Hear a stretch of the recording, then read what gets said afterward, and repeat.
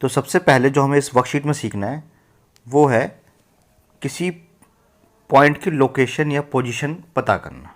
ठीक है, जैसे अगर मैं कहूँ कि एक क्लास है, इस क्लास में बहुत सारे बच्चे बैठे हुए हैं, ये मेरी पूरी क्लास है। यहाँ पे रो 1 बैठी है, यहाँ रो 2 के बच्चे बैठे हैं, यहाँ रो 3 के बच्चे बैठे हैं और इसमें रो 4 के बच्चे बैठे हुए हैं। ठीक है, ये R1 है, ये R2, ये R3 और इस R4। अगर मैं कहूँ किसी बच्चे की लोकेशन बताइए, अगर हमारे पास उस बच्चे के बारे में सिर्फ एक इन्फॉर्मेशन होगी कि मैंने कहा वो फ्रंट वाले रो से 4th डेस्क पे बैठा हुआ है, तो अब वो पहले वाले पे बैठा है या दूसरे वाले पे बैठा है या तीसरे वाले पे बैठा है या चौथे वाले पे बैठा है, ये हमें पता नहीं लगेगा। ठीक है, हम 4th वाले पे तो पहुंच जाएंगे बट एग्जैक्ट या एक्चुअल जो रो है वो हमें पता नहीं लगेगा। उसी तरीके से अगर मैंने कहा कि वो पीछे से 3rd डेस्क पे बैठा हुआ है, ठीक है, तो भी हमें एग्जैक्ट लोकेशन उसकी पता नहीं लगी। अगर मैंने कहा कि वो राइट हैंड से दूसरे रो में बैठा है, ठीक है, तो अगर हमारे पास सिर्फ एक इंफॉर्मेशन है तो उससे हमें आइडिया नहीं लगेगा। तो कुल मिलाकर अगर हमारे पास उस पोजीशन या उस लोकेशन के सिर्फ एक इंफॉर्मेशन है तो हम एग्जैक्ट आइडिया नहीं लगा सकते, एग्जैक्ट हम पता नहीं कर सकते कि उसकी पोजीशन क्या होगी। ठीक, लेकिन अगर हमारे पास उस बच्चे की पोजीशन की 2 इंफॉर्मेशन होगी तो हम बहुत आसानी से उसका आइडिया लगा सकते हैं। जैसे मैंने कहा वो रो 2 में बैठा है, ठीक है, और फ्रंट से तीसरे डेस्क पे है, हमारे पास 2 इन्फॉर्मेशन है। तो सबसे पहले तो हम रो 2 को सेलेक्ट कर लेंगे, ये हमारी रो 2 है, इसमें जाना है हमें तीसरे डेस्क पे, पहला, दूसरा और तीसरा। तो ये जो पोजीशन होगी ये उस बच्चे की पोजीशन हमें पता लग जाएगी कि बच्चा जो है इस पोजीशन पे बैठा हुआ है, इस लोकेशन पे है। ठीक है, या मैंने कहा, अगर मैंने कहा राइट से वो तीसरे रो में है, ठीक है, वो तीसरे रो में है और वो बैक साइड से दूसरे बेंच पे है। ठीक, तो सबसे पहले देखिए हम तीसरे रो पे चले जाते हैं, कि इस वाले रो पे चले गए और यहाँ से पीछे से दूसरा बेंच, ये पहला बेंच और ये दूसरा बेंच, तो हमें पता लग जाएगा कि बच्चे की जो लोकेशन है वो इस पॉइंट पे है। ठीक है, तो यही चीज़ हमें यहाँ पे सीखनी है। तो किसी भी चीज़ की या किसी भी पॉइंट की यहाँ पे लोकेशन अगर हमें पता करनी होगी तो हमारे पास 2 इन्फॉर्मेशन होनी चाहिए। ठीक है, वो क्या है हम आगे देखते हैं। तो सबसे पहले हमारी वर्कशीट के अंदर यहाँ लिखा हुआ है कार्टेशियन सिस्टम। कार्टेशियन सिस्टम क्या है?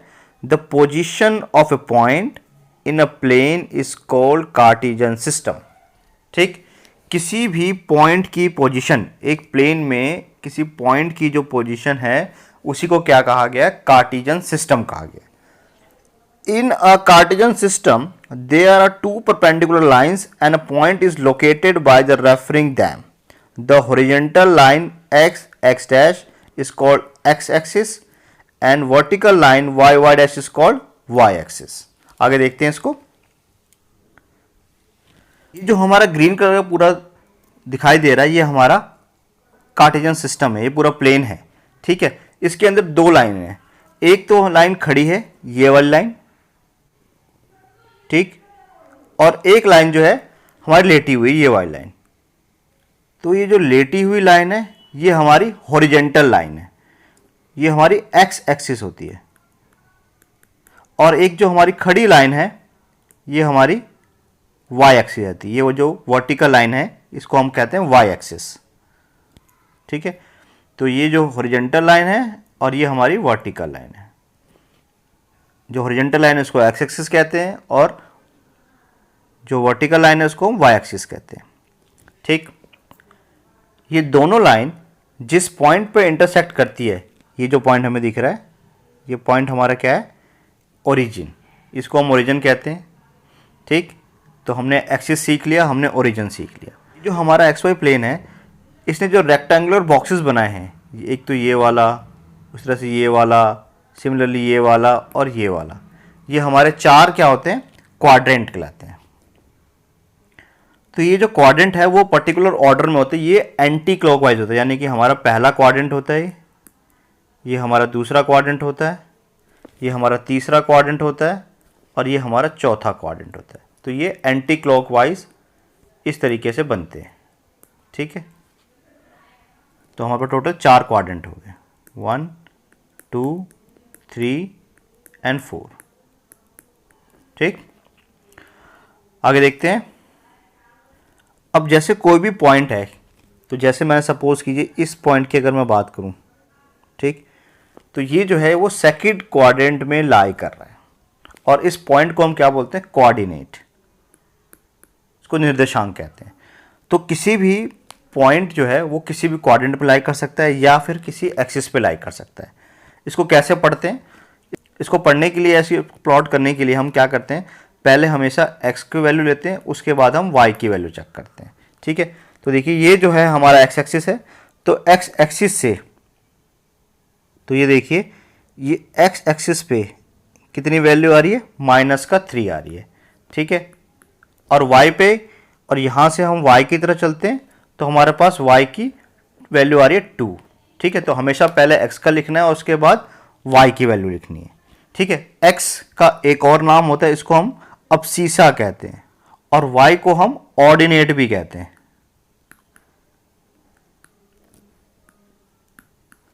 ठीक है। तो ये हमने बहुत सारी चीज़ें सीखी इसमें। सबसे पहले हमने एक्सिस देखा, उसके बाद हमने ओरिजिन देखा, फिर हमने क्वाड्रेंट देखा, फिर हमने कोऑर्डिनेट देखा, और फिर हमने अब्सीसा और ऑर्डिनेट देखा, ठीक है। तो हमने बहुत सारी चीज़ें इसमें सीखी। आगे देखते हैं। अब जैसे यहाँ पे क्वेश्चन है, now try to explain the following with suitable example. सबसे पहले है कार्टेशियन सिस्टम। कार्टेशियन सिस्टम हमने पढ़ा था, position of point in a plane is called Cartesian system. Second है हमारा कार्टेशियन प्लेन। तो कार्टेशियन प्लेन क्या होता है, अभी हमने देखा था, ये जो हमारे एक्स एक्सिस और वाई एक्सिस होते हैं, ये हमारे कार्टेशियन प्लेन्स होते हैं, ठीक है। कार्टेशियन प्लेन के एक्स एक्सिस और वाई एक्सिस जो इंटरसेक्ट करते हैं, किसी प्लेन को डिवाइड करते हैं, तो यही हमारे कार्टेशियन प्लेन होते हैं, ठीक। नेक्स्ट है कोऑर्डिनेट एक्सिस। ये एक्सिस, हमारे पास 2 एक्सिस होती है, ये हमारा एक्स एक्सिस है और ये हमारा वाई एक्सिस है, ये हमारे कोऑर्डिनेट एक्सिस होते हैं। फिर यहाँ से ये पॉजिटिव वैल्यूज होती है सारी, और इसी एक्सिस में यहाँ से ये नेगेटिव वैल्यूज होती है।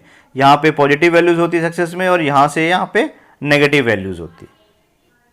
नेक्स्ट है हमारा कोऑर्डिनेट पॉइंट। अगर मैं इस पॉइंट की अगर बात करूँ तो ये हमारा क्या है, कोऑर्डिनेट पॉइंट है, ठीक है। इसकी एक्स से कोई वैल्यू होगी और वाई से कोई वैल्यू होगी। नेक्स्ट है क्वाड्रेंट।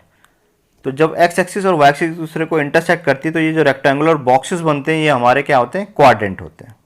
सेकंड क्वेश्चन है, इन विच क्वाड्रेंट और axis does the following point लाई। ये किस क्वाड्रेंट पे या किस एक्सिस पे पॉइंट आएंगे, हमें पता लगाना है। सबसे पहले देखिए यहाँ पे 2,3 है, ठीक है। 2,3 है का मतलब क्या है कि x की वैल्यू हमारे पास 2 है और y की वैल्यू 3 है। हमेशा पहले x की वैल्यू और बाद वाला y की वैल्यू। तो देखिए x की वैल्यू 2 कहाँ पर है, इस पॉइंट पे।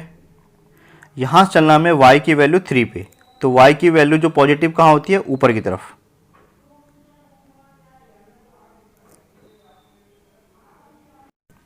तो हमारा ये वाला पॉइंट आ गया, ठीक है। तो ये हमारे कौन से क्वाड्रेंट में आ रहा है, ये हमारे फर्स्ट क्वाड्रेंट में आ रहा है। सेकंड पॉइंट है हमारा x की वैल्यू -5, तो x की वैल्यू -5 इस पॉइंट पे होता है। यहाँ चलना हमें y की वैल्यू 0 पे, यानी कि कहीं नहीं जाना, तो ये हमारा इसी पॉइंट पे आ गया। तो ये कौन सी जगह पे आया है, ये x एक्सिस पे आया है। ये है 0, -3, तो x की वैल्यू 0 कहाँ पे होती है, इस पॉइंट पे होती है। हम चलते हैं y की वैल्यू -3 पे नीचे की तरफ, तो यहाँ से आ गया -3 पे, ठीक। तो ये हमारा पॉइंट आ गया इस जगह पे, ये y एक्सिस पे, तो हमारा आंसर आ गया y एक्सिस। नेक्स्ट है -4 -7, तो x की वैल्यू -4 कहाँ पर है, इस पॉइंट पे। यहाँ से चलना हमें कहाँ पे, -7, तो -7 वैल्यू कहाँ पे होगी, x y की -7 नीचे की तरफ होती है, तो नीचे की तरफ चलते हैं पे। तो ये कौन सा क्वाड्रेंट है, ये हमारा थर्ड क्वाड्रेंट है। नेक्स्ट देखते हैं 0,0, ठीक है। तो x की वैल्यू 0 ही है और y की वैल्यू यहाँ पर 0 ही है। तो ये कौन सी जगह पे लाई कर रहा है? ये हमारा ओरिजिन है। नेक्स्ट देखिए, x की वैल्यू 5 है और y की -6। यहाँ से चलना हमें y की वैल्यू -6, तो y की नेगेटिव वैल्यू नीचे की तरफ होती है। यहाँ से हम चलते हैं नीचे की तरफ, इस पॉइंट पे आगे।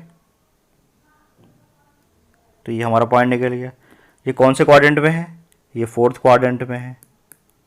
लास्ट है हमारा x की वैल्यू -7, तो x की वैल्यू -7 इस पॉइंट पे होता है। यहाँ चलना है y की वैल्यू 6 पे, तो positive value of 6, positive value of y कहाँ होता है? ऊपर की तरफ। तो यहाँ चलते हैं ऊपर की तरफ, इस पॉइंट पे आगे। तो ये हमारा पॉइंट निकल गया। ये कहाँ पर है? 2nd क्वाड्रेंट पे। तो ये हमारे सारे आंसर निकल गए।